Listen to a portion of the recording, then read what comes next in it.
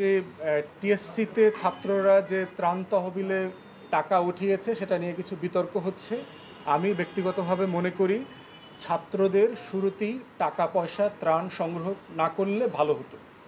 এরা সবাই আমাদের এই ফ্যাসিবাদ বিরোধী আন্দোলনের সহযোদ্ধা, আমাদের প্রিয় অনুজ, যারা আমরা একসাথে কাঁধে কাঁধ মিলিয়ে লড়াই করেছি, সংগ্রাম করেছি লম্বা সময় ধরে। অতএব আমরা মনে করি যে আমাদের ভালোবাসা আবেগের জায়গা যেমন আছে ছাত্রদের প্রতি, এবং এই ছাত্র সমাজের নেতৃত্বের প্রতি আমরা অনভিজ্ঞতার কারণে হয়ে থাকুক অথবা অন্য কোনো কারণ হয়ে থাকুক, যে কোনো ভুল ত্রুটি হয়ে থাকলে আমরা মনে করি যে সেটা আমাদের সংশোধন করিয়ে দেবার একটা দায় আছে, যেভাবে অন্তর্বর্তীকালীন সরকারকে আমরা বলছি। তাই আমি ব্যক্তিগতভাবে মনে করি যে এই ত্রাণের দায়িত্ব, টাকা তোলার দায়িত্ব না নিলে ভালো হতো, কারণ এটা একটা বড় দায়িত্ব। এটার হিসাব নিকাশ রক্ষা করবার একটা দায়িত্ব আছে।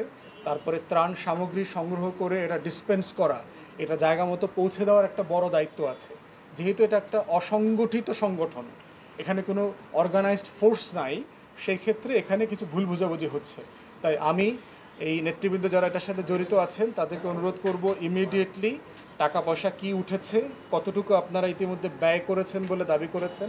দু এক জায়গাতে দেখলাম যে শত শত স্বেচ্ছাসেবকরা এখান থেকে টাকা নিয়ে খাওয়া দাওয়া করেছেন, সেটা কত পরিমাণে, বাকি কত টাকা আছে, কোন কোন অ্যাকাউন্টে ছিল, এবং এই প্রত্যেকটা অ্যাকাউন্টের স্টেটমেন্ট গত যেদিন থেকে টাকা কালেকশন শুরু হয়েছে সেটা ব্যাংক থেকে প্রিন্ট আউট করে আপনারা সোশ্যাল মিডিয়াতে দিয়ে দেন, আপনাদের অডিটিংয়ের স্বার্থে, আপনাদের জবাবদিহিতার স্বার্থে।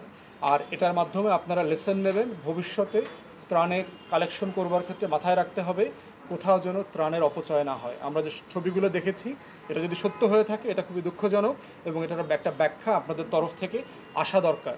শাহজালাল বিজ্ঞান প্রযুক্তি বিশ্ববিদ্যালয়ে দেখলাম কয়েকজন সমন্বয়ক মিলে সেখানে ভিসি প্রভিসিকে শপথ পড়াচ্ছে।